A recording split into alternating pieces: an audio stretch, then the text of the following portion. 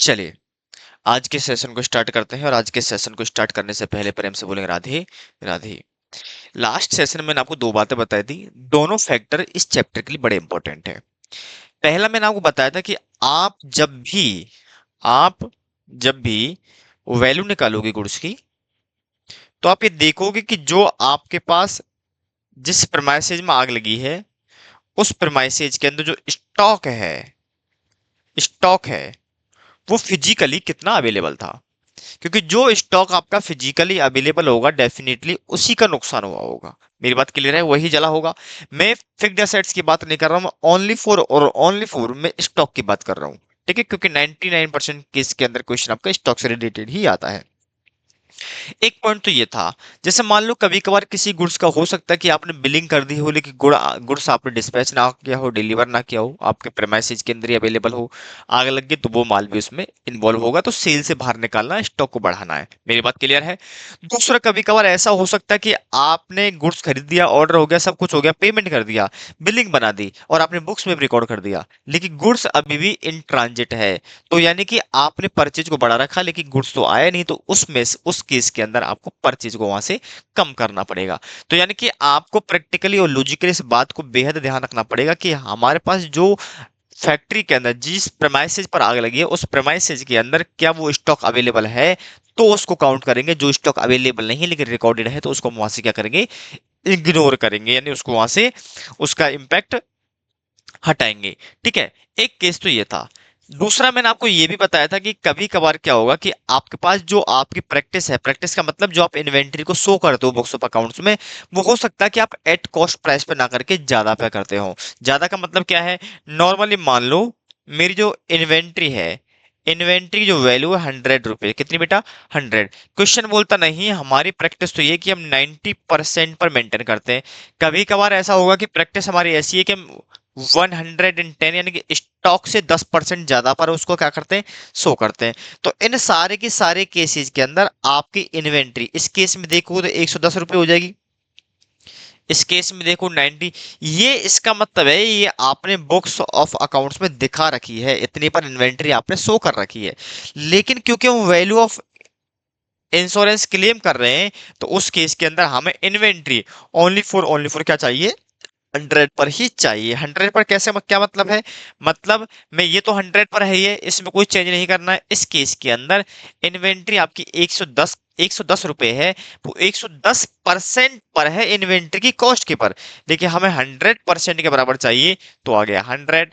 Similar pattern पर आप यहाँ भी देखोगे, यहाँ जब देखोगे तो आपकी इन्वेंट्री 90 रुपीज है, जो कि 10% कम पर दिखा रही है, यानी कि 100 - 10 तो 90 पर दिखा रखी है, लेकिन हमें इन्वेंट्री चाहिए 100% के बराबर। तो यहाँ पर भी आपकी इन्वेंट्री 100 आ जाएगी। मेरा जो कंसेप्ट था उसको मैं एग्जांपल देके इसलिए समझा रहा था कि दिमाग में कहीं जंग लग गई हो, यानी कुछ लगता है छोटी छोटी बातें मिसिंग हो रखी हो, उसको वापस से आपके दिमाग में याददाश्त के रूप में वापस लाया जा सके। बाकी इसका कोई मतलब है नहीं है। मेरी बात क्लियर है? छोटी छोटी बातें थी, उनको भी मैंने आपके सामने यहाँ पर दिखा दिया है। चलिए, अब हम एक चीज और करते हैं, एक चीज और करते हैं। मुझे एक चीज और बताओ आप, एक चीज और बताओ।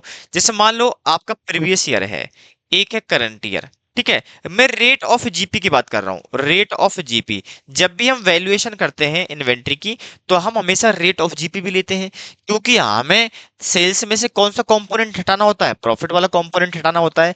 जब हम रेट ऑफ जीपी ले रहे हैं, जब हम रेट ऑफ जीपी ले रहे हैं, तो इसका मतलब रेट ऑफ जीपी जो ऑलवेज कंसीडर कहाँ की बेटा बताओ, करंट ईयर का। रेट ऑफ जीपी हमेशा करंट ईयर के लेते हैं। सर कैसी बात करो, मैंने बोला हर डिटेल ही हम करंट ईयर की लेते हैं। जिस ईयर में आपका आग लगा है, फायर अकर हुआ है, उस ही ईयर के अंदर हम सारी डिटेल्स लेते हैं। परचेज भी उसी के लेते हैं, सेल्स भी उसी के लेते हैं, क्लोजिंग स्टॉक भी उसी के लेते हैं, जो निकालना होता है, ग्रॉस प्रॉफिट की रेट भी उसी साल के लेते हैं। सर नहीं नहीं, आपने इससे पहले प्रीवियस ईयर का लिया था। मेरे बच्चे में तब लिया था करंट ईयर की जेपी नहीं दे रखी है, तो मैं प्रीवियस ईयर की रेट ऑफ जीपी को ही मान लेता हूं कि मेरे पास करंट ईयर की जीपी वही चल रही है। मेरी बात समझ में आ रही है? अदरवाइज मेरे पास करंट की जीपी की रेट दे रखी होती है, तो मैं हमेशा हमेशा करंट की जीपी की रेट लेता हूं। तो मैं चाहूं तो लिख लूं always current year, but if not given then consider previous year. फिर मैं प्रीवियस ईयर की रेट को कंसीडर करता हूं। मेरी बात क्लियर है? ये बात शायद मैं पहले ही आपको समझा चुका हूं। अब देखो, अब प्रॉब्लम क्या है, यहां पर मान लो रेट ऑफ जीपी आपकी 20% है, लेकिन यहां पर क्या हो गया, कुछ सेलिंग प्राइस में या फिर कॉस्ट प्राइस में कुछ चेंज आ गया। इसका मतलब ये है कि इन दोनों एलिमेंट की वजह से रेट ऑफ जीपी पर इंपैक्ट आएगा। मान लेते हैं पहले आप 10% कमाते थे सेल पर, आपकी यहां पर जो रेट ऑफ जीपी थी, रेट ऑफ जीपी यहां थी मान लो 20% ऑन सेल्स, मान लेते हैं। ठीक है, तो 20% ऑन सेल थी, इसका मतलब ये हुआ, आपकी इक्वेशन कैसे होती बेटा, कॉस्ट में प्रॉफिट ऐड कर दूं तो आ जाएगी सेल्स। बोलो हाँ या ना, यही इक्वेशन होती है। इसी को मैं दोनों में लगाऊंगा, और यहां पर मान लो बोलता है, यहां पर ऐसा बोलता है करंट ईयर के अंदर चेंजेज इन सेलिंग प्राइस। बेटा क्योंकि मेरे पास टाइम कम है, इसीलिए मैं यहीं पर इसको इन्वॉल्व कर रहा हूं, अदरवाइज एक पूरा सेशन इसके ऊपर ले रहा होता। ठीक है ना, changes in selling price, by 10% increasing. कहने का मतलब ये है, आपकी सेल्स में चेंज आ गया, वो कितने से, 10% से सेलिंग प्राइस बढ़ गई। याद रखना सेलिंग प्राइस बढ़ी है, कॉस्ट एलिमेंट पर कोई भी इंपैक्ट नहीं आया है। यदि सेलिंग प्राइस बढ़ रही, जरूरी नहीं कि आपकी कॉस्ट प्राइस ही बढ़े या उस रेशो में बढ़े जिस रेशो में आपकी सेलिंग प्राइस बढ़ी है। इसलिए स्पेसिफिक इंफॉर्मेशन का होना जरूरी है। यदि स्पेसिफिक इंफॉर्मेशन नहीं है in respect of the cost price, तो आप मानोगे कि कॉस्ट में अभी भी क्या है, कांस्टेंट है। चलिए, अब यहां देखो, ये परसेंटेज निकालो, कैसे निकालो, मान लो तुम्हारी सेल, क्योंकि सेल पर है तो बेस 100 माना होता है, जिस जो आपका बेस होता है उसे हमेशा हम क्या मानते हैं, 100 मानते हैं। तो यहां पर सेल्स पर बेस्ड है, तो सेल 100 हो गया, प्रॉफिट सेल का 20% है, तो सेल 100 है, इसका 20% हो गया 20 रुपए। तो मुझे बताओ कॉस्ट कितनी हो जाएगी, कॉस्ट हो जाएगी 80 रुपीज की। मेरी बात समझ में आ रही है? अब ये बोलना चाह रहा है कि जो आपकी इस वाले ईयर की जो सेलिंग प्राइस है वो 10% से इंक्रीज हो गई है। इसका मतलब 100 था प्लस 10% से इंक्रीज हो गया है, तो इसका मतलब 110% हो गया। कितना हो गया बेटा, 110% हो गया। लेकिन कॉस्ट तो अभी भी 80 ही होगी, क्योंकि कॉस्ट के एलिमेंट पर किसी प्रकार का इंपैक्ट नहीं आया है। जब कॉस्ट में चेंज नहीं आया तो 80 हो गया होगा। तो मुझे बताओ डिफरेंस कितना आ गया, क्योंकि मैं इसमें इसको ऐड करूं ये आएगा, तो अल्टीमेटली कितना हो गया, 30 रुपीज का। कितना हो गया मेरे बच्चे, 30। कैसे निकाला मैंने बताओ, चाहो तो बैलेंसिंग फिगर से निकाल लो, चाहो तो इक्वेशन। ये करंट ईयर का सिनेरियो बता रहा है, बोल रहा है सेलिंग प्राइस प्रीवियस कंपैरिजन में 10% से बढ़ी है। जब 10% से बढ़ी है, इसका मतलब आपका ये दिखा रखा है। मेरी बात क्लियर है? तो मुझे बताओ रेट ऑफ जीपी कितना हो जाएगा, परसेंटेज ऑफ जीपी कितना हो गया। सर जीपी है 30 और सेल बेस है, तो 110 का कर दो, डिवाइड बाई कितना हो गया बेटा बताओ, 30 डिवाइड बाई 100, ये हो गया 27.27%। क्या ये मेरी बात क्लियर समझ में आ रही है आपकी में? यानी कि मैं कहने की कोशिश आपसे ये कर रहा हूं कि हमेशा और हमेशा हम करंट ईयर के ही जीपी की रेट लेते हैं, लेकिन जब हमारे पास करंट ईयर की इंफॉर्मेशन ही नहीं है तो हम प्रीवियस ईयर को कंसीडर कर लेते हैं। मेरी बात क्लियर है? इस केस के अंदर करंट ईयर की इंफॉर्मेशन दे रखी है, तो हमेशा हम जीपी को कब कंसीडर करेंगे बेटा, करंट ईयर वाला करेंगे। मैं इसको हटा दूं यहां से। ठीक है, अब आपको बात समझ में आ गया होगा। यदि ये बात समझ में आ गई हो तो अब हम थोड़ा सा आगे चल सकते हैं।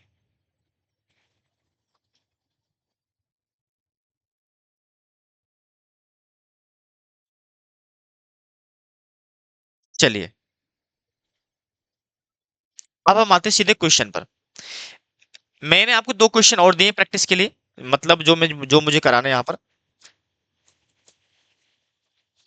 क्वेश्चन नंबर थर्ड देखिए क्या बोल रहा है। क्वेश्चन नंबर थर्ड देखो, बड़ा ही प्यारा सा क्वेश्चन है।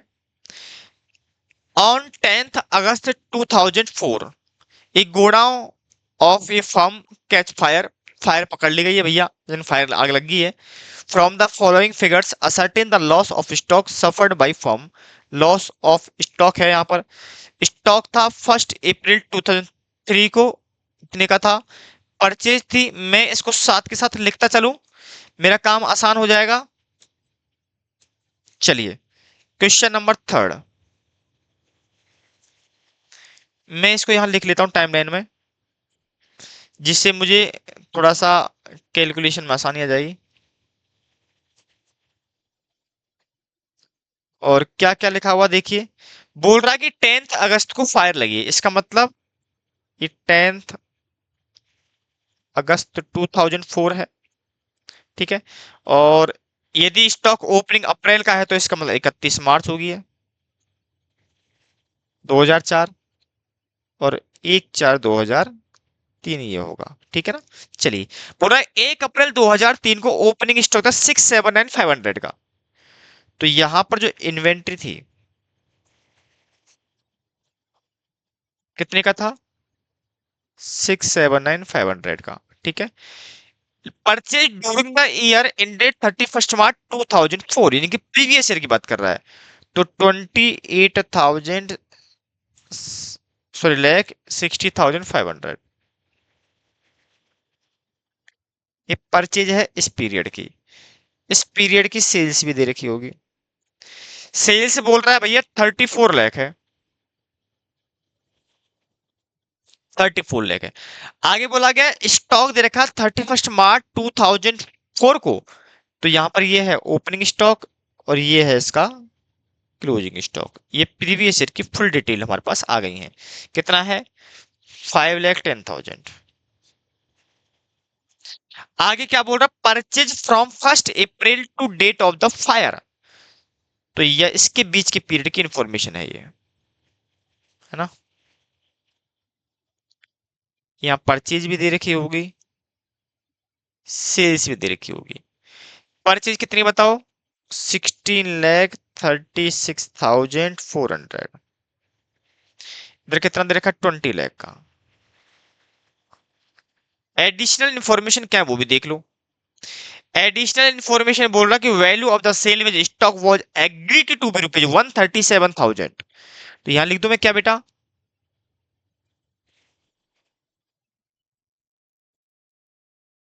137,000। It was the practice of the firm the value of stock at cost less than 15%। Oh my God. ये बोल रहा है कि जो इसके बीच तक, या कहें तो अब तक, जो आपकी वैल्यू होता है इन्वेंट्री, वो होता है लेस देन 15% ऑफ कॉस्ट। इसका मतलब मैं कह दूं तो 85% पर वैल्यूड होता है। ऐसा कह सकते हैं उस बात को, बिल्कुल कह सकते हैं। ठीक है। आगे चलिए क्या लिखा हुआ? आगे लिखा हुआ 1 अप्रैल 2014 को हमने सेलिंग प्राइस को बढ़ा दिया 10% से। Oh my God. यहां की बात कर रहा है, यहां की बोल रहा है कि हमने सेलिंग प्राइस राइज बाय 10%। इसका मतलब ये हुआ करंट ईयर की सेलिंग प्राइस पर इंपैक्ट आ गया। और करंट ईयर की सेलिंग प्राइस पर इंपैक्ट आ गया, इसका मतलब ये हुआ कि आपका डेफिनेटली क्या हो जाएगा? रेट ऑफ जीपी चेंज हो जाएगा। क्या हो जाएगा मेरे बच्चे? रेट ऑफ जीपी चेंज हो जाएगा। ठीक है। इन सारी बातों को दिमाग में रखेंगे। मुझे यहाँ की इंफॉर्मेशन निकालनी है। यहाँ मुझे क्या निकालना है? कि यहाँ पर स्टॉक कितने का अवेलेबल था। यदि ये बात पता लग जाए मुझे स्टॉक कितने का अवेलेबल था, तो मैं उस पर एक्चुअल लॉस निकाल लूंगा, फिर वहीं से मैं क्लेम निकाल लूंगा। क्योंकि मुझे यहाँ के लिए रेट ऑफ जीपी चाहिए। रेट ऑफ क्या चाहिए बेटा? जीपी चाहिए। तो रेट ऑफ जीपी पहले प्रीवियस ईयर की निकालूंगा, और जितना चेंजेस करंट ईयर में आया है उसको एड ऑन करूंगा, यानी ट्रेंड को कंसिडर करूंगा। उसके बाद में करंट की रेट ऑफ जीपी निकाल पाऊंगा। यानी कि मुझे पिछले ईयर की पहले क्या निकालनी पड़ेगी? रेट ऑफ जीपी निकालनी पड़ेगी। ठीक है। तो चलिए फटाफट से मैं यहीं से क्वेश्चन स्टार्ट कर देता हूं। क्वेश्चन और कोई एडिशनल इन्फॉर्मेशन नहीं है, खत्म हो गया क्वेश्चन। आइए फटाफट फटाफट से मैं फटाफट से अपनी चीजों को लेके चल रहा हूं। Step number 1, calculation of value of stock at the date of fire. पहले में जिस दिन आग लगी है उस दिन की मैं क्या निकालूंगा बेटा? स्टॉक की वैल्यू निकालूंगा। तो मैं यहां क्या बनाऊंगा? Memorandum trading account. क्या बनाऊंगा मैं? Memorandum trading account.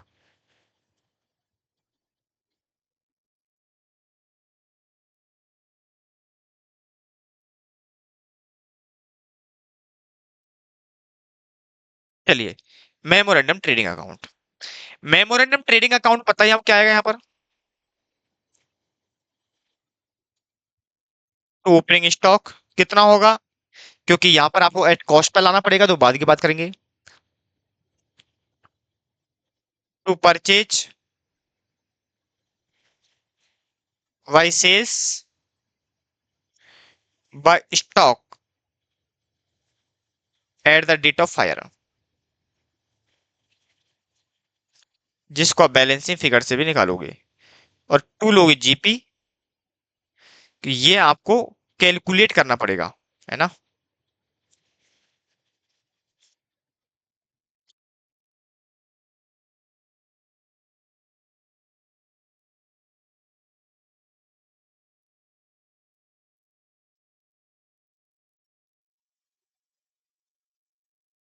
चलिए,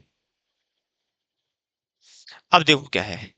मेरे पास परचेज मेंशन है, कितने की है, ऊपर लिखा हुआ है मेरे पास, ऊपर करना पड़ेगा ना, कोई दिक्कत, यहाँ से देख लेते हैं। परचेज है मेरे पास 16,36,000, 16,36,400। सेल्स दे रखी है मेरे पास कितने की, 20 लाख की। अब बच्चों दिमाग में सवाल आ रहा होगा, सर सेलिंग प्राइस हमने 10% बढ़ाई है। बेटा ये ऑलरेडी बढ़ी हुई होगी, सेल्स को कोई भी व्यक्ति कम पर ही दिखाना चाहेगा, जितने का हुआ है उतना दिखाना चाहेगा, ठीक है, मेरी बात समझ में आ रही है। तो 20 लाख में ऑलरेडी 10% एडजस्टेड है, ठीक है ना। तभी तो, क्योंकि इस पर रेट ऑफ जीपी ऑलरेडी लगाया होगा ना उसने, कैसे बताओ। रेट ऑफ जीपी जो इसके अंदर होगा, previous year rate of GP plus जो इस प्लस माइनस इस साल हुआ है, मतलब 10% जो फर्क जो आया, ट्रेंड जो आया है, वो जीपी आपने यहाँ पर कैलकुलेट की होगी। कॉस्ट प्लस जीपी लगाया होगा, तब जाकर सेलिंग प्राइस आई होगी। तो इसमें इस बात को मानना पड़ेगा आपको कि इस 20 लाख में ऑलरेडी वो क्या है, इंक्लूडेड है। मानना नहीं है, बेसिक लॉजिक पे यही बोलते हैं, ठीक ना। चलिए, अब मेरे पास एक रह गया स्टॉक, एक रह गया ये स्टॉक मुझे मॉडिफाई करना पड़ेगा, क्योंकि वो अभी भी 85% पर वैल्यूड है। चाहो तो आप लिख भी सकते हो यहीं पर आकर के, कैसे बताओ। आपका क्लोजिंग स्टॉक जो था वो 5,10,000 से था, तो आप ऐसा कह सकते हो कि सर 5,10,000 पर था, हम इन्वेंट्री को 85 पर वैल्यू करते हैं, हमें 100 चाहिए। चाहो तो यहां मॉडिफाई कर लो, चाहो तो प्रीवियस ईयर के डेटा में इसको मॉडिफाई भी कर सकते हो, आप कोई दिक्कत वाली बात नहीं है। 5,10,000 डिवाइड बाई है 85 लेना 100% पर, तो आ रहा है 6 लाख का। कितना आ रहा है बेटा ये, 6 लाख का डिजिट आ रहा है आपके सामने। मेरी बात क्लियर है, ठीक है। बस आपको दिमाग में रखना है कि जितने पर कम पर ले रखा है, जितने पर ज्यादा पे ले रखा है, आपको उसको वापस से 100% पर लेकर के आना है, क्योंकि आपको eight parts at cost per ही इसकी वैल्यूएशन करनी पड़ेगी, ठीक है। ये तो हो गया। अब मुझे क्या चाहिए, rate of GP. Rate of GP GP निकल करके आ जाएगा, तो अल्टीमेटली मेरे पास स्टॉक की वैल्यू निकल करके आ जाएगी। तो इसको मैं वर्किंग नोट में जाना पड़ेगा मुझे। Working note number 1, calculation of previous year rate of GP, rate of GP, मुझे प्रीवियस ईयर का रेट ऑफ जीपी लेना पड़ेगा। Previous year rate of GP के लिए मैं यहाँ पर मुझे क्या बनाना पड़ेगा बेटा बताओ, ट्रेडिंग अकाउंट। क्या बनाना पड़ेगा मुझे, ट्रेडिंग अकाउंट, क्योंकि प्रीवियस ईयर का है तो फुल्ली बनेगा trading account. To opening stock, to purchase by sales by closing stock.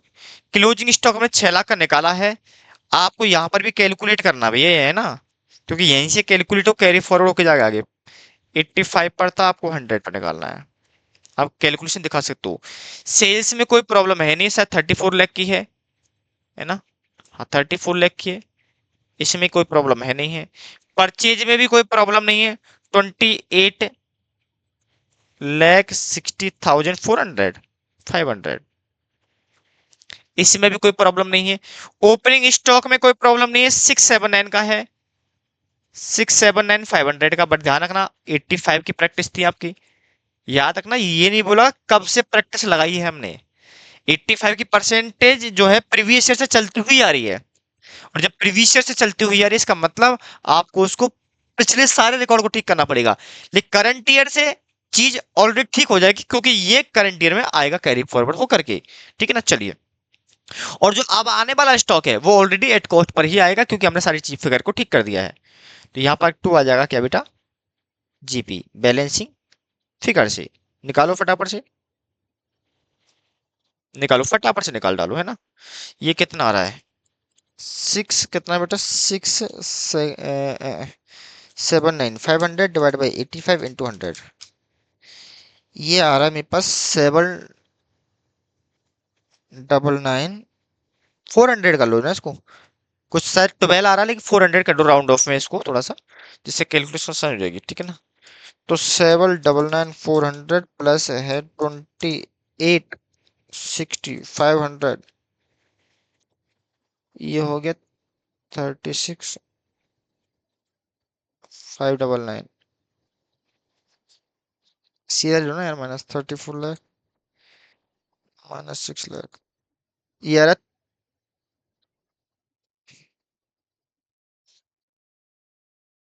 ये आ रहा है आपके पास ना, ये आपस निकल कर क्या आ रहा है। तो निकाल लो परसेंटेज ऑफ जीपी। तो यहाँ आ जाएगा परसेंटेज ऑफ, चलो नीचे ले लेते हैं यार, परसेंटेज ऑफ जीपी कैसे निकलेगा बताओ। जीपी है 3400 1 लाख के हिसाब से, और ये 34,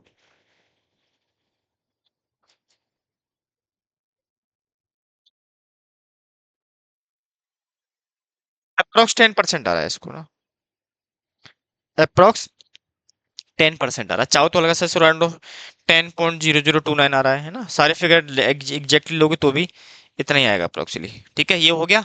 लेकिन मुझे करंट ईयर की चाहिए, तो वर्किंग नोट नंबर 2,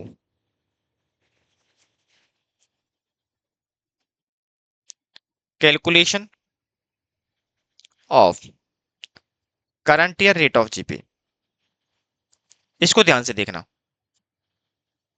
इसको ध्यान से देखना, स्टडी मेट का ही क्वेश्चन होगा, देखना टेंशन ना लो, ठीक है।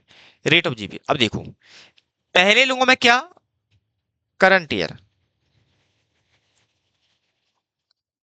Rate of GP. Current year क्यों लेना, मतलब प्रीवियस ईयर लेना पहले, प्रीवियस ईयर, ठीक है। यहां लूंगा मैं current year rate of GP. Sir ऐसा क्यों, क्योंकि कंपैरिजन करना पड़ेगा मुझे थोड़ा सा ना। चलिए, मेरे पास इक्वेशन क्या होती है, कॉस्ट प्लस प्रॉफिट, क्या थी बेटा, सेल्स। ये चीज दोनों जगह अप्लाई होगी, क्योंकि क्या होता है कि मुझे थोड़ा सा इससे आपको थोड़ा सा एनालिसिस का आइडिया लग जाएगा। चलिए, अब देखो, आपकी कॉस्ट प्राइस है, प्रॉफिट ऐड कर दो, सेल्स आ जाएगी, ठीक है ना। अब देखो, मेरे पास प्रीवियस ईयर में रेट है 10% ऑन सेल है आखिर, देखो मैं सेल पे निकाला है, बेस सेल पर ही था, तो सेल पे ही निकाला है। तो इसका मतलब जिस पर बेस्ड होता है उसे हमेशा 100 मानते हैं हम, जब भी कोई इक्वेशन या किसी परसेंटेज निकालते हैं। तो सेल बेस्ड है, तो इसको मान लिया मैंने 100। क्लियर है मेरी बात। रेट ऑफ जीपी इस पर बेस्ड है, तो 100 का 10% हो गया 10, इसका मतलब ये हो गया 90। बोलो, क्योंकि 90 में 10 ऐड करूंगा तब जाकर के मेरे पास क्या आएगा, इक्वल टू 100। या आप ऐसा देखो, जो वेस है उसको हमेशा 100 मानना है, बाकी कैलकुलेशन आप कर लेना, ठीक है ना।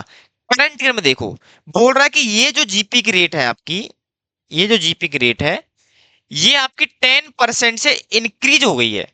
कितनी बेटा, 100 थी, प्लस 10% से इंक्रीज हो गई है, तो ये हो गया 110। मेरी बात क्लियर है। अब बताओ, मुझे निकालना क्या है, मुझे निकालना है रेट ऑफ जीपी, जीपी निकालना पड़ेगा। कॉस्ट एलिमेंट पर कोई इंपैक्ट नहीं आया होगा, क्योंकि कॉस्ट के इंक्रीज की और डिक्रीज की कोई इंफॉर्मेशन नहीं है, तो आप मानोगे ये अभी भी 80 है। बोलो ना, कितना 80 है, तो मुझे बताओ डिफरेंस कितना आ गया, गुरुजी 30 रुपीज का। ये बैलेंस फिगर से निकाल लो, चाहे आप इक्वेशन के अंडरस्टैंडिंग के हिसाब से निकाल लो। तो मुझे बताओ, परसेंटेज ऑफ जीपी कितना हुआ, परसेंटेज ऑफ जीपी कितना हुआ, वही 30 है, ऑन सेल पे निकालना है, 110 है, और निकालो कितना आ रहा है। तो 30/110 का परसेंट निकाला, ओ माय गॉड, 30 आ रहा है क्या, अरे 80 कहाँ से कर दिया मैंने, नालायक बोल नहीं सकते क्या, 90 है, तो 20 आ जाएगा। 20 होगा, 20/110, ये आ गया 18.18%। दैट इज आपकी है rate of GP current day की। इसमें कैलकुलेशन बड़ी थी, इसीलिए मैंने बताया था कि आपको दोनों चीजों को ध्यान से पढ़ना है। एक तो बोलता है इन्वेंट्री की वैल्यू में कुछ ऊपर नीचे हो रहा है, लेकिन दूसरा बोलता है कि सेलिंग प्राइस या कॉस्ट प्राइस में कुछ चेंजेस आया है। तो कॉस्ट प्राइस और सेलिंग प्राइस में चेंज का मतलब है आपका रेट ऑफ जीपी चेंज होगा। वो करंट ईयर के प्रॉफिट की इंफॉर्मेशन दे रखी है। तो इन बातों को थोड़ा सा आप बड़ा केयरफुली तरीके से आपको देखना है। मेरी बात क्लियर है? ठीक है, इन चीज थोड़ा सा ध्यान से देखने की आपको जरूरत पड़ेगी। ठीक है, यहां तक का हो गया। अब मेरा काम आसान हो गया, क्योंकि रेट ऑफ जीपी मेरे पास आ गया कितना बेटा, 18.18%। तो कितने का है सेल, 20 लाख का। 20 लाख का है 18.18%, तो मैं ले लेता हूँ 363600, है ना? हाँ,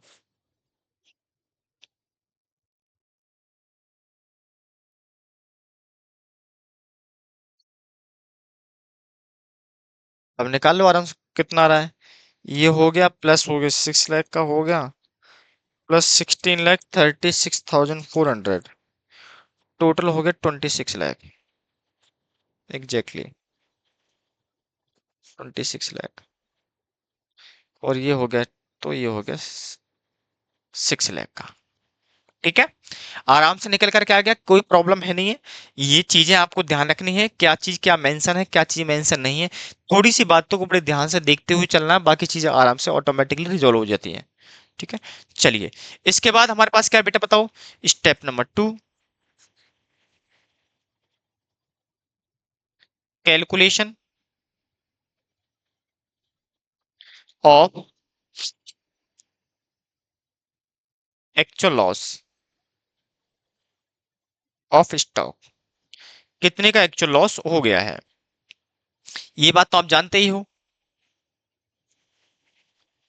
value of stock at the date of fire कितने का था, 6 लाख रुपए का।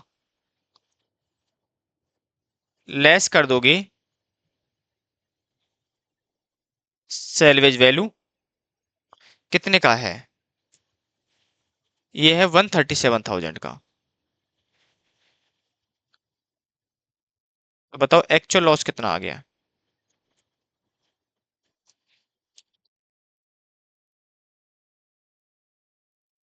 463 का।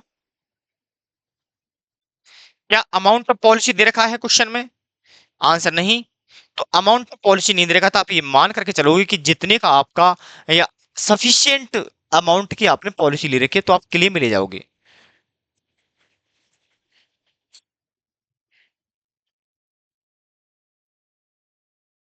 अमाउंट ऑफ क्लेम कितना होगा बेटा, बताओ। 463 क्यों आएगा, इसका नोट लगा देना आराम से आप लोग। ठीक है, क्योंकि हमारे पास क्या है, absence of amount of policy. तो हम ये मानते हैं कि वो सफिशियंट अमाउंट की पॉलिसी ले रखी है, तो उसकी इसके अंदर जितने का आपको नुकसान हुआ है उतने का आपको क्या मिल जाएगा, आपको क्लेम मिल जाएगा। मेरी बात क्लियर होगी आपको शायद। कोई डाउट है किसी को, पूछ सकते हैं, कोई प्रॉब्लम नहीं होनी चाहिए आपको यहाँ तक। यदि डाउट है तो डेफिनेटली आप उसको नीचे आपके पास व्हाट्सएप नंबर दे रखा है, डेफिनेटली आप भेज दीजिएगा। प्रैक्टिस बुक मैंने आपको ऑलरेडी दे रखी है, आपको वैलेंट अकेडमी पे जाना है, वहां पर आपको मिल जाएगी बुक्स, उससे आपको प्रैक्टिस करनी है। ठीक है ना?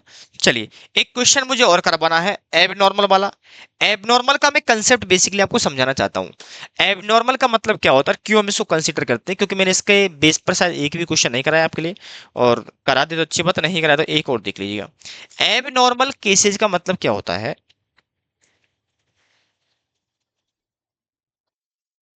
चलिए, एबनॉर्मल का मतलब है पुअर सेलिंग प्राइस का गुड्स। पुअर सेलिंग प्राइस का गुड्स का मतलब है ऐसा कोई भी स्टॉक जो डिफेक्टिव नेचर का है। डिफेक्टिव मतलब जिस प्राइस पर नॉर्मली आप गुड्स बेच रहे हो, उस प्राइस पर वो बिकेगा नहीं, आपको डेफिनेटली कहीं ना कहीं कम पर बेचना पड़ेगा, हो सकता है उसको लॉस पर भी बेचना पड़ जाए। ठीक है, ऐसे केसेस के अंदर यहाँ पर आपके स्टैंडर्ड फंडामेंटल अकाउंटिंग बोलती है कि भैया देखो कि जिस प्राइस को आप नॉर्मल सेलिंग प्राइस पर नहीं बेच सकते, तो इसका मतलब ये है कि उसकी रेट ऑफ जीपी भी अलग होगी। मेरी बात को समझो मैं क्या कह रहा हूं। मैं मान लीजिए मेरे पास 100 पीसेज हैं। कितने बेटा? 100 पीसेज हैं। 100 पीस में से 80 ऐसे हैं जिनमें किसी प्रकार का डिफेक्ट नहीं है, यानी कि एट सेलिंग प्राइस पर जाता है। लेकिन 20 पीस ऐसे हैं जो डिफेक्टिव के हैं। इनमें हो सकता है कि कुछ पीस, जैसे मान लो आपकी सेलिंग प्राइस मान लो 1000 रुपए पीस है, पर पीस के हिसाब से है, मान लो हो सकता है 900 रुपए की, कुछ पीस हो सकता है आपके 800 रुपए के। बट मान लेते हैं, क्योंकि इस तरीके से करेंगे, सोचेंगे हम लोग प्रैक्टिकली बात को सोचेंगे तो ज्यादा हमारे लिए क्या हो जाएगी, डिफिकल्टी बढ़ जाएगी। हम ये मान लेते हैं कि जो पुअर सेलिंग प्राइस के हैं, जो आप डिफेक्टिव पीस है, उनको आपने एक फिक्स रेट दे रखी कि भैया देखो, हम इसको ओनली फॉर 600 पर पीस के हिसाब से बेचेंगे। ये बना रखा है, क्योंकि बेसिकली ऐसा होता नहीं कि डिफेक्टिव पीस भी सेम रेट पर चला जाए, ऐसा हो नहीं सकता। बट हम इसको मानेंगे यूनिफॉर्मिटी के लिए, क्योंकि हमें क्वेश्चन को सॉल्व करना है। इसलिए हमारे पास सेलिंग प्राइस मान लेते हैं कि डिफेक्टिव की भी हमने सेल डिसाइड कर रखी है कि 600 पर है, और मान लो कॉस्ट जो आती है आपकी वो आती है 800 की। अब मुझे बताओ, ये तो आपसे 200 का प्रॉफिट कमा रहा है, ये वाला पीस है 200 का लॉस कमा रहे हैं। तो मुझे बताओ, आपको नहीं लगता कि यदि जब आप मेमोरेंडम बनाओगे, वैल्यू ऑफ स्टॉक करोगे, तो यहाँ जो जीपी लोगे आप, जीपी में टोटल सेल दिखा रखी होगी आपने, टोटल सेल 10 लाख रुपए की है, तो 10 लाख पर आप रेट ऑफ जीपी से जो है 20% जो भी रेट आ रही है, ये 20% रेट लगा चुके होंगे, जबकि इस वाली सेल पर तो लॉस था। तो आपके जो अमाउंट ऑफ जीपी है उसकी मिस कैलकुलेशन हो जाएगी, और यदि अमाउंट ऑफ जीपी की मिस कैलकुलेशन हो गई तो डेफिनेटली आपकी वैल्यू ऑफ इन्वेंट्री भी मिस हो जाएगी। मेरी बात समझ में आ रही है? हम इसको क्यों करते हैं? इसीलिए यहां पर आपके अकाउंटिंग फंडामेंटल बोलते हैं कि जो आपके इन्वेंट्री के अंदर एबनॉर्मल यानी कि पुअर सेलिंग प्राइस के आइटम है, तो उसके इन्वॉल्वमेंट को यहां से रिमूव कर दो, उसके इंपैक्ट को यहां से क्या कर दो मेरे बच्चे, रिमूव कर दो। मेरी बात समझ में आ रही है? ठीक है, इसी चीज को ध्यान रखते हुए हमें यहाँ पर देख के चलना है। रिमूव करने के बेसिकली अलग अलग तरीके हैं। अलग अलग तरीके मतलब क्या है? उसको दोनों तरीके से एलिमिनेट कर दो, या फिर उसको दोनों तरफ 100% जो है उसको उसमें इन्वॉल्वमेंट डाल दो। मैंने आपको कुछ टाइम पहले बताया भी था कि inventory is always so in the books of account at cost price, at cost price उसको 100% पर लेकर के जाना है। जितना आपने उसमें से डिक्लाइन कर रखा है, जितना आपने उसको राइट ऑफ कर दिया है, उसको वापस से एड ऑन कर दो, तो वापस से वो आपके 100% पर आ जाएगी। इसी चीज को दिमाग में रखते हो मैं आपको एक क्वेश्चन करवा चुका हूं, सर नहीं करवाया मेरे हिसाब से ना? ठीक है, इस चीज थोड़ा सा टाइम की प्रॉब्लम मेरे बच्चे, टाइम की प्रॉब्लम है। मैं 10 मिनट के अंदर, 10 से 12 मिनट के अंदर इस क्वेश्चन को ऐसे क्या करूंगा, खत्म करूंगा। थोड़ा सा आपको ध्यान से देखना है इसको ना। चलिए,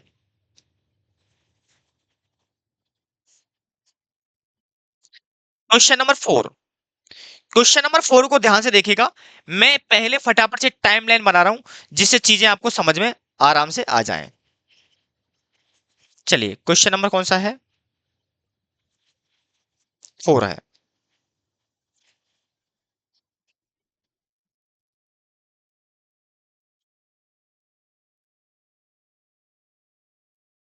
क्या बोला गया देखो, बोल रहा है कि 1 अप्रैल 2013 godown of Trump limited was destroyed by fire, आग लग गई है 1 अप्रैल को। The record of the company revealed the following particulars, आपके पास रिकॉर्ड है। 1 दिसंबर 2024, इसका मतलब ये हुआ कि दिसंबर से लेके कहाँ चलता है, सॉरी जनवरी से दिसंबर तक ये चलता है। 1/4/2013 को आग लगी है। ओ माय गॉड, डेट में कैसे डिफरेंसेस है?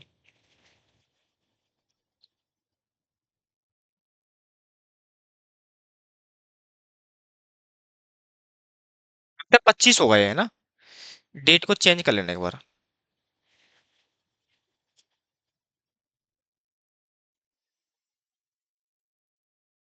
25 होगा, 1/4/25 को आग लग गई, ठीक है, कोई दिक्कत नहीं। आगे लिखा हूं पर्चे में इमीडिएटली इंफॉर्मेशन लिख लेता हूं, क्या क्या मेरे पास इंफॉर्मेशन। बोल रहा स्टॉक दे रखा आपके पास, स्टॉक है 75,000 का। या डेट लुक लू 1 जनवरी 2024, 31/12/2024, और ये है 1/4/2024, ठीक है ना? ये डेट ऑफ फायर है, 75,000 का है। स्टॉक क्लोजिंग है कितने का है, 80,000 का। परचेज दे रखी है ड्यूरिंग 2024 में 3,10,000 की। फटाफट से करूंगा, दिमाग रखना, यही यही माइंड रखना अपना। सेल्स दे रखी है मेरे पास आकर के 4 लाख की। अब इधर की इंफॉर्मेशन है, बोला कि इधर की जो परचेज है वो 75,000 है, इधर की जो सेल्स है वो आपके पास इधर की कितने की, 1 लाख की।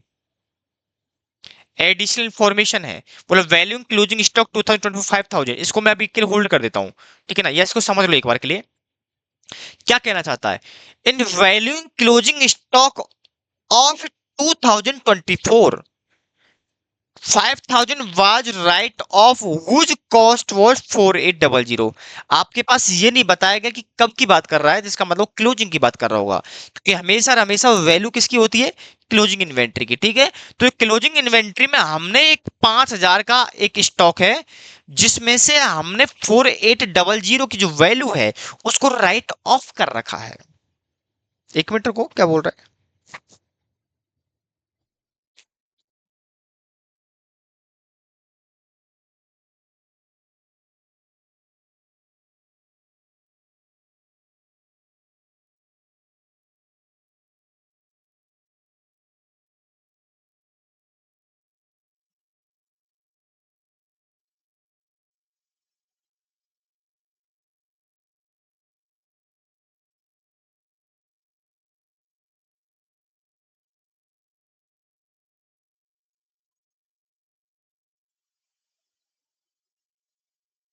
हाँ, मैं क्या बोल रहा था आपसे, मैं ये बोल रहा था कि देखिए ठीक है, कहाँ थे हम, यहाँ थे।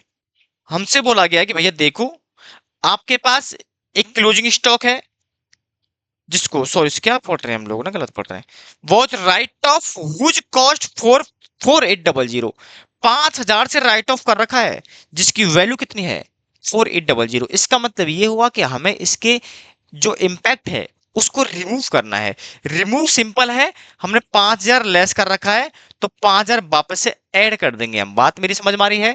या फिर ऐसा करो कि यहां से भी आप क्या कर दो, जो आपका है, जो 200 का गैप है, इसके यहां से हटा दो और उधर से वापस से उस चीज को हटा दो। मेरी बात क्लियर है। चलिए यहां पर आगे लिखा हुआ है part of the stock sold 2025। इसका मतलब ये है कि जो आपके 2025 है उसकी सेल्स में भी इसका इन्वॉल्वमेंट है, तो वहां से भी इसके इंपैक्ट को हटाना पड़ेगा, ठीक है। 2,400 का सेल वेज वैल्यू इतने की है, बाकी कोई दिक्कत नहीं। चलो फटाफट से आते क्वेश्चन के ऊपर क्या लिखा हुआ है। मैं इस क्वेश्चन को फटाफट से यहीं पर कैरी कर दूं क्या, आई होप आप कर लोगे, थोड़ी टाइम की प्रॉब्लम है मेरे बच्चे। मैं यहां पर बना देता हूं ट्रेडिंग अकाउंट, ठीक है ना, और यहां बना दूंगा मेमोरेंडम। आप मेमोरेंडम बनाओगे, चलो नीचे बनाएंगे मेमोरेंडम।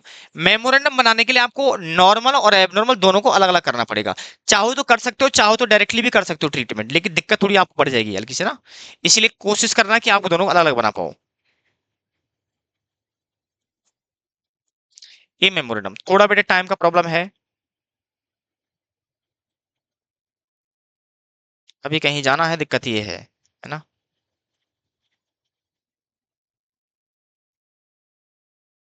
कहाँ जाना है, यदि मैं आपकी क्लास छोड़ के जा रहा हूँ इसका मतलब कुछ ऐसी प्रॉब्लम होगी जो शायद जिसको मैं अवॉइड नहीं कर पाऊंगा ना। चलिए, इसमें मैं बाद में आऊंगा, पहले मैं यहाँ ट्रेडिंग अकाउंट बना लेता हूँ। प्रेजेंटेशन डाल लेना आप लोग, है ना। ट्रेडिंग अकाउंट, ओपनिंग स्टॉक, कोई प्रॉब्लम नहीं, टू परचेज कोई प्रॉब्लम नहीं है, टू जीपी कोई प्रॉब्लम नहीं है, बाई सेल्स इसमें भी कोई दिक्कत नहीं है, बाई क्लोजिंग स्टॉक यहाँ दिक्कत है, यहाँ चीज को करेक्ट करना है।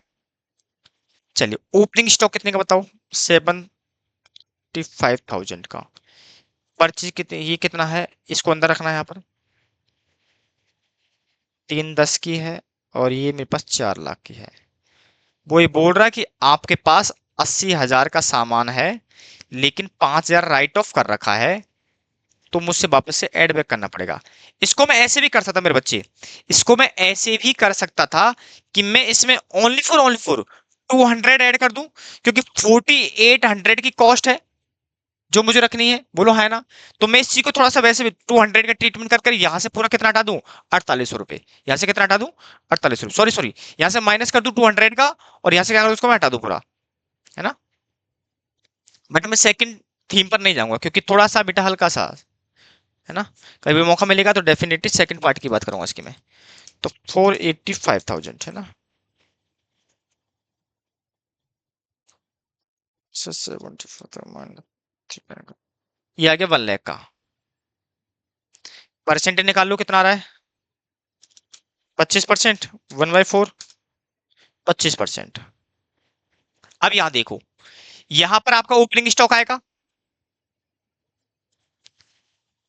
यहाँ आपका ओपनिंग स्टॉक आएगा टोटल में कितनी से बताओ। 85,000 का। वेल टोटल निकलो। Purchase is always, purchase is always normal, हमेशा नॉर्मल होगी। तो परचेज कितनी बेटा, 75,000 की है। टोटल लिख रहा हूं मैं भाई सेल्स, इसमें भी टोटल लिख रहा हूं। कितने का है, 1 लाख का। तो जीपी, जीपी निकलेगा नॉर्मल पर, और यहां एब नॉर्मल को बेचा है तो लॉस पे बेचा होगा, हो सकता है कम जीपी पे बेचा होगा, इंफॉर्मेशन होगी डेफिनेटली। और वही आएगा स्टॉक।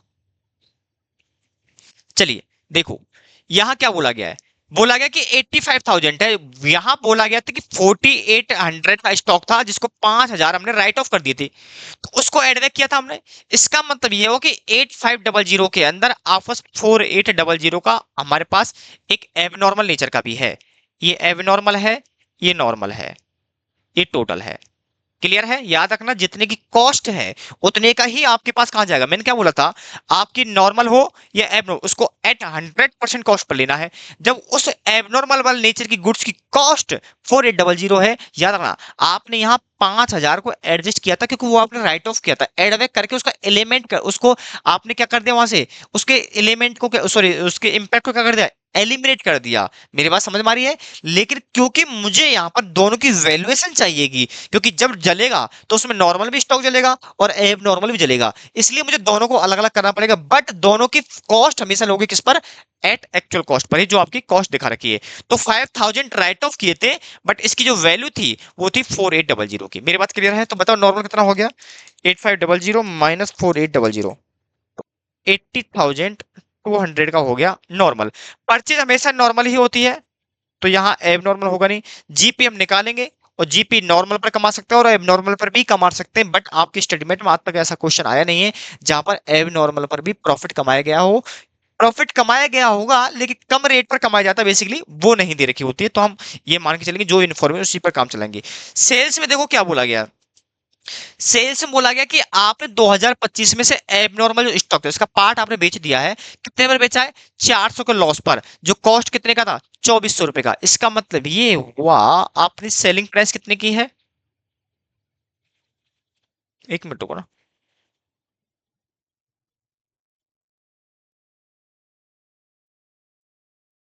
हाँ, इसकी कॉस्ट कितनी बेटा, 2400। बेचा कितने पर है, 400 नुकसान पर। इसका मतलब क्या हुआ बताओ, इसका मतलब ये हुआ कि आपने 2000 का सेल होगा, बोलो ना, 2000 रुपए की सेलिंग प्राइस रखी है, कॉस्ट थी 2400 की, तभी तो 400 का नुकसान होगा, बोलो ना। 400 के नुकसान पर 2400 का माल बेच दिया, इसका मतलब सेलिंग प्राइस 2000 है। तो 1 लाख के अंदर 2000 एबनॉर्मल नेचर की सेल है, तो इसका मतलब 98,000 की आपकी नॉर्मल हो गई। क्लियर है। इस पर आपने प्रॉफिट लॉस कमाया है, क्योंकि लॉस आएगा, यहाँ जीपी तो आ नहीं सकता, यहाँ पर ग्रॉस लॉस आएगा कितने का बेटा, 400 का। यहाँ पर नहीं आएगा, टोटल में भी 400 का लॉस जाएगा। मेरी बात क्लियर है यहाँ तक, कोई दिक्कत नहीं होनी चाहिए, ठीक है ना। अब स्टॉक बता दो, बैलेंस फिगर निकालो, जीपी निकालोगे, जीपी अब नॉर्मल पर निकल जाएगा आराम से। 9800 को आराम से निकाल दो 25%, क्योंकि यही काम करने के लिए मैंने नॉर्मल और एब नॉर्मल को सेग्रीगेट किया था। ठीक है, वैल्यू तो मैं लास्ट में नॉर्मल भी निकाल सकता था। 9800 का 25% कितना हो गया, 24,500 का, 24,500 का। मेरी बात क्लियर है। अब निकाल लेना बैलेंस वगैरह आराम से। स्टॉक निकाल लेता हूं मैं आपके नॉर्मल के लिए, कितना आ रहा है, 9800 माइनस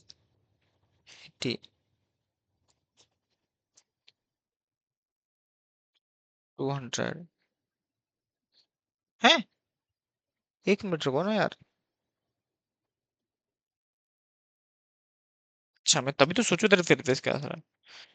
80,740 के 24,500 का है माइनस 9800 का, ये कितना हो गया, 32,700 का, ठीक है ना। अभी इसको लेके चल रहा हूँ मैं, अभी इसी को लेके चल रहा हूँ। चलिए, वैल्यू ऑफ एक्चुअल लॉस, बेटा प्रेजेंटेशन थोड़ा देख लेना है ना। एक्चुअल लॉस, तो यहाँ पर क्या लोगो देखो, वैल्यू ऑफ नॉर्मल स्टॉक कितने का था, 32,700। याद रखना मेरे बच्चे, यहाँ पर एक और आएगा, वैल्यू ऑफ एब नॉर्मल स्टॉक, याद रखना इस बात के बारे में। अब देखो, इसको समझाता हूँ मैं आपको। आपके पास था 4800 का माल ओरिजिनल, जिसमें से आपने 2400 की कॉस्ट का माल बेच दिया, तो मुझे बताओ कितने का बचा होगा अभी आपके पास, 2400 कॉस्ट का माल बचा होगा। इसको वैल्यू कितने पे किया गया है, इसकी क्वेश्चन में इंफॉर्मेशन होती है। स्टॉक सेल में जितने का है, godown cost which fully insured indicate from above amount of claim made against the insurance company. इसमें से एक लाइन मिसिंग है, आपके पास मिसिंग है लाइन, मिसिंग है लाइन। तो आपके पास इंफॉर्मेशन नहीं दे रखी कि आपने कितने पर मेंटेन किया है। क्लोजिंग स्टॉक जो बचा हुआ है आप मानोगे एट 100% पर होगा, ठीक है ना। किस पर होगा बेटा, आप इसी पर मेंटेन करोगे। यदि क्वेश्चन में इंफॉर्मेशन नहीं है तो आप क्या करोगे, इसी पर मेंटेन कर लोगे। कितना आ रहा है बेटा, प्लस हो गया कितने का, 2400 का, 35,100 का। ये हो गया आपके पास क्या, इंश्योरेबल वैल्यू। इंश्योरेबल वैल्यू यहाँ बैलेंस फिगर निकालोगे तो भी 2400 ही आएगा, और दोनों को ऐड कर दोगे तो भी 35,100 ही आएगा, ठीक है ना। आप ऐसे भी निकाल सकते हो, कोई दिक्कत वाली बात नहीं है। और लेस कर दो यहाँ से बेटा, क्या, सेल्वेज वैल्यू। कितने का सेल्वेज वैल्यू बेटा, 5,000 का, 5,000 का हो गया 30,100 का। ये हो गया लॉस। और क्लेम के बारे में बोला गया कि भैया जितने का आप पूरी आपने टोटली आपने 100% पॉलिसी ले रखी है तो आपको पूरा क्लेम मिल जाएगा। तो लॉस ऑफ क्लेम भी आपका 30,100 हो जाएगा। Claim, sorry, amount of claim कितना हो गया, 30,100 का, ठीक है। ये आपको दिमाग में रखना है। मैंने क्वेश्चन फास्ट कराया है, लेकिन आई होप कि आपको समझ में आ गया होगा। नहीं आया तो डेफिनेटली मुझे वापस कर सकते हो, मैं एक क्वेश्चन इस पर बेस्ड और करा सकता हूँ, कोई प्रॉब्लम वाली बात नहीं है। थोड़ा सा टाइमिंग की प्रॉब्लम थी, ठीक है। मिलते हैं बच्चों आपको नेक्स्ट सेशन में, और इस वाले टॉपिक को जो लॉस ऑफ स्टॉक है उसको खत्म करेंगे और लॉस ऑफ प्रॉफिट की तरफ बढ़ूंगा। मुझे एक क्वेश्चन कराना प्रॉपर्ली उसका बस, इसके अलावा मुझे कुछ नहीं कराना है। बाकी क्वेश्चन प्रैक्टिस निकालते रहेगा आप लोग, ठीक है ना। बाकी आगे कोई डाउट आता है डेफिनेटली आप पूछेगा, कि व्हाट्सएप नंबर मैंने आपको नीचे दे रखा है।